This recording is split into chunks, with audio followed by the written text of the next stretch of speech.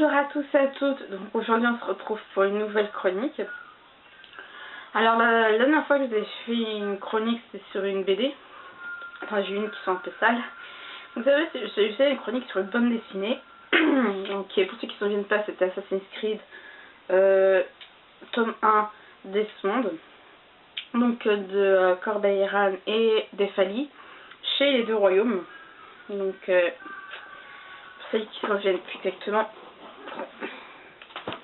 je vais vous la faire voir, c'était celle-ci.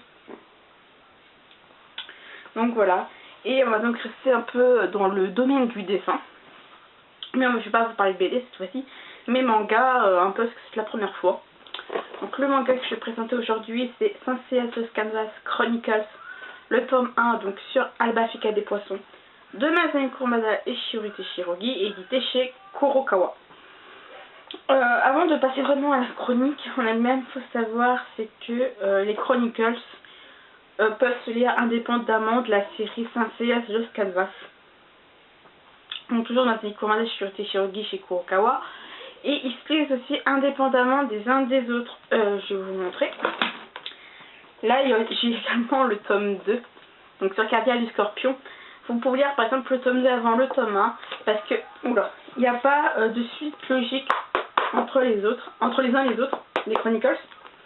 Donc c'est vrai que ça fait un bout de temps que je devais vous les présenter parce que lui il est sorti le 6 mai 2013 et lui le 7 juillet 2013 et le tome 3 sur des gels du Verseau sortira donc le 10 octobre, donc très prochainement, et profitez de vos attendre d'avoir tous les tomes pour vous les présenter un par un.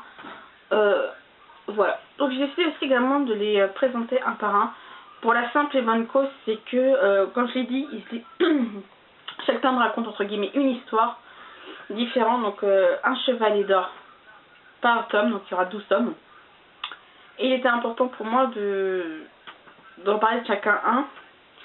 Je ferai peut-être une chronique sur toute la saga Lost Canvas en manga plus tard. Mais voilà. Donc on va peut-être passer à lui, sinon je vais encore blablater longtemps.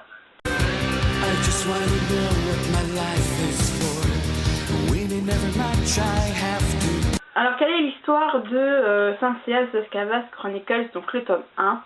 En fait, donc Albafica, chevalier d'or du Verseau, ouais, n'importe quoi. Albafica, chevalier d'or des Poissons, est convoqué donc par le Grand Pop. Le Grand Pop, c'est un peu le gardien du sanctuaire, c'est un peu lui qui gère le sanctuaire quand Teda n'est pas tout à fait présente. Enfin, il est un peu le bras droit de la déesse Athéna et c'est un peu lui qui gère les chevaliers, entre guillemets, si je peux dire ça comme ça. Pour ceux qui pensent que j'ai faux, qui me disent en commentaire, je rectifierai quand je vous présenterai celui-là plus tard. Donc le Grand Pop convoque Albafica, il dit de se rendre sur une île, l'île au docteur, l'île au médecin, c'est à peu près la même chose je pense, pour enquêter sur cette île parce qu'une étoile maléfique surplane cette île et le Grand Pop parce qu'il y a quelque chose d'anormal sur cette île au médecin. Et aussi d'enquêter sur un médecin particulier parce que sinon le Grand Pop, ce médecin est capable de guérir toutes les maladies et en effet un médecin qui est capable de guérir toutes les maladies c'est pas suspect, mais il y a quelque chose qui n'est pas normal.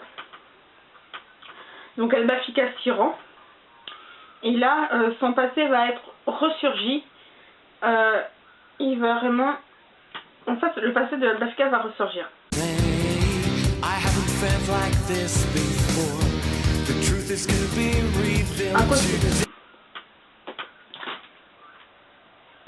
Alors il y a rien, comme j'ai dit sur la chronique écrite, était vraiment un peu important, il n'y a rien de négatif à ce tome, je n'y ai trouvé que du positif, parce que ce soit la version animée ou la version manga de Saint Seiya The Lost Canvas, on apprend entre guillemets rien sur Albafica, on ne sait pas beaucoup.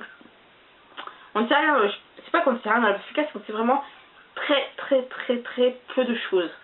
On sait qu'il est chevalier des poissons, ses techniques et d'une chose qu'il a en lui.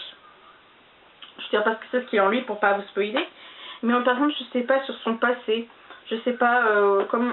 Vous savez, je viens de dire à l'instant qu'il y avait quelque chose en lui qui n'est pas tout à fait agréable. On ne sait pas comment ça a arrivé.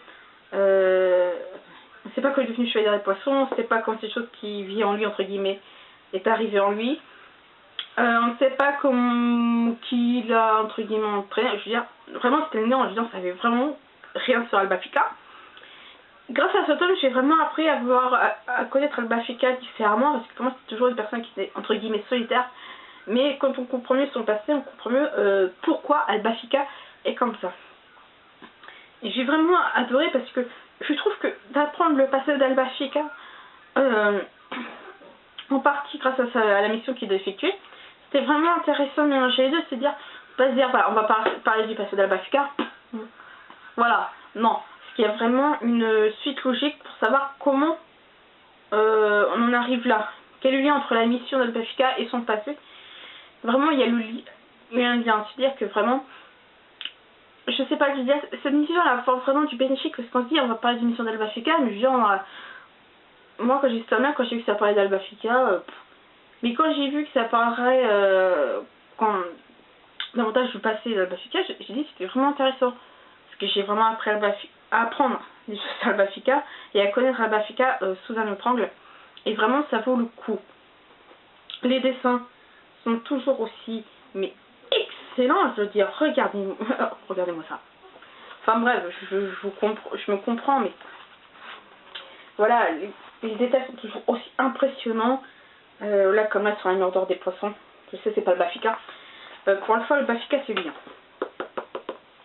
Oui, il a les cheveux bleus. Ah, je vous jure.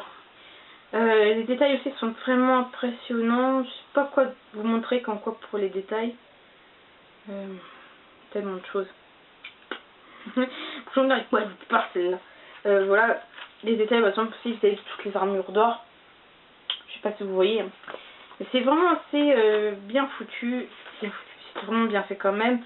Et l'esprit de The Lost Canvas est très bien détaillé. Enfin, il est toujours aussi précis. Ah oui, pour faire plus de détails, je vais peut-être vous montrer la tenue de Crampop, parce que si elle demande un peu du détail. Par exemple, c'est les dessins qui se trouvent sur la tenue du Crampop. Je sais pas comment appeler ça. Les motifs, quand vous regardez, je sais pas comment vous verrez, mais sur les côtés là, c'est vachement bien fait. Les différents détails même du fauteuil du Crampop, ils sont très très bien faits. Donc voilà, le dessin de Shiori Teshirogi est toujours très très minutieux. Alors il faut savoir que Shiori Teshirogi, c'est une femme, pour ceux qui n'auraient pas compris. Et je sais pas si c'est ça, en fait, le fait qu'elle fasse si bien, qu'elle est très soigneuse. Mais ça vaut vraiment le coup d'être lu.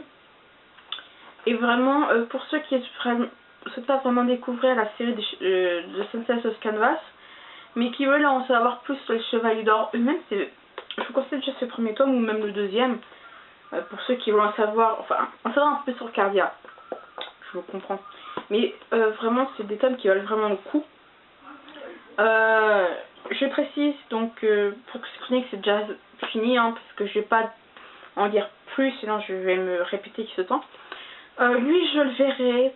Quand est-ce que je vais vous présenter? Je vous présente avant ou après les lectures de Dégel, donc du mois de septembre. Donc voilà, c'est déjà pas mal entre guillemets. Donc pour ceux qui s'intéressent, je pense que vous pouvez le trouver en médiathèque, mais moi je pense, ou en bibliothèque pour ceux qui ne veulent pas vraiment les acheter. N'oubliez pas que vous pouvez les lire indépendamment des uns des autres. Donc par exemple, si ça n'a pas le tome 1 dans votre bibliothèque ou médiathèque, vous pouvez emprunter le tome 2 s'il y est. Parce qu'il n'y a pas, comme j'ai dit, de suite logique entre les uns et les autres. Donc voilà. C'est donc Sensei Lost Canvas Chronicles, donc le tome 1 sur Albafika des poissons. C'est de Masami Kurumada et Shiori Teshirogi chez Kurokawa. Donc voilà, ouais, je peux vous présenter derrière. Donc je vous dis à très prochainement, donc c'est très rapide, c'est soit sur lecture de Dégel, donc du mois de septembre, ou sur Lost Canvas Chronicles, le tome 2, sur Cardia du Scorpion. À bientôt. I really don't have anyone to say. No need to live this way. Love will fill the world and it will rain. Spring. We just want to know what our lives are for. Beating every house to stand